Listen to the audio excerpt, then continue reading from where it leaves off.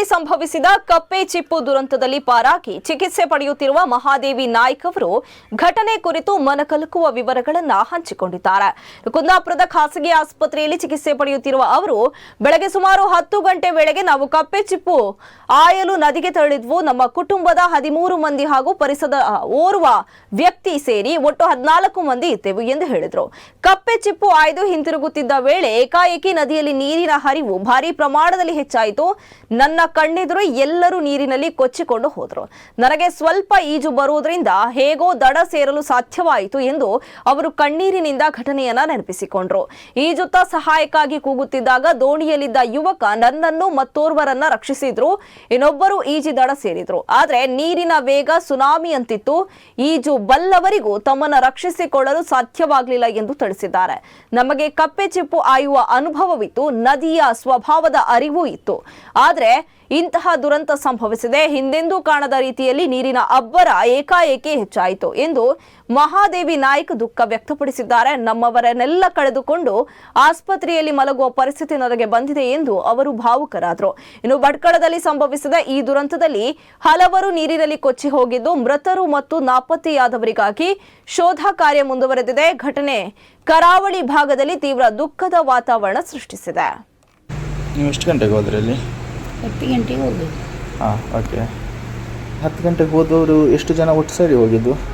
14 ಜನ ಹೋಗೋದು. ಹಾಂ, ಎಲ್ಲ ಒಂದೇ ಫ್ಯಾಮಿಲಿಯವರ? ಎಲ್ಲ ಒಂದೇ ಫ್ಯಾಮಿಲಿ. ಆ ನಂತರ ನಿಮಗೆ ಹೋದ ನಂತರ ಒಂದೇ ಸಲ ನೀರು ಬಂತ, ಹೇಗೆ ಅದು? ನಾವೆಲ್ಲ ಹೆಕ್ಕಿ ಇಕ್ಕಿ ಗೊತ್ತಿಳಿ ನೀರು ಬಂತು. ನೀರು ಬಂದ ಗೊತ್ತಿಳಿ ಒಂದು ಸುಳಿ ಹಾಕಿ ಎಲ್ಲರೂ ಕೇಳೋರು. ಈಜು ಬರ್ತದೆ ಅಂದರೆ ಈಜು ಬರುವಂಗಾಗಲಿಲ್ಲ. ನಿಮಗೆ 7 ಗಂಡಸರು ಇದ್ದರು. ಒಬ್ಬ ತಾಯಿ ಒಟ್ಟಿಗಿದ್ದ, ಒಬ್ಬ ಹೆಂಡತಿ ಒಟ್ಟಿಗಿದ್ದ. ಹೆಂಡತಿ ತಾಯಿ ಬಿಡುಪಾವುದ ಬಿಟ್ಟಿಗೆ ನೀರು ಬಂತು ಅಂತೇಳಿ ನಾವು ಈಚೆ ಒಟ್ಟು ಈಜು ಬರ್ಬೇಕಂತ ಬಂದು ಸಡನ್ ನೀರು ಬಂತು ಮಕ್ಕಳು ಬಿಡು. ಅದಂದರೆ ನೀರು ಎಲ್ಲರನ್ನೂ ಕನ್ಸಾಕೋದು. ಎಲ್ಲರೂ ಕನ್ಸಾಕೋದು. ಒಬ್ಬಳು ಈಜ್ಕೊ ಬಂದು ನಾವು 7 ಮಂದಿ ನಾವು ಓದೋದಿಲ್ಲ, ಬಡ್ಕೊಂಡು ಬಂದು ಸ್ವಲ್ಪ ಒಂದು ದೋಣಿ ಹುಡುಗ ಬಂದ ನಮ್ಮ ಕಾಪಾಡೋದು.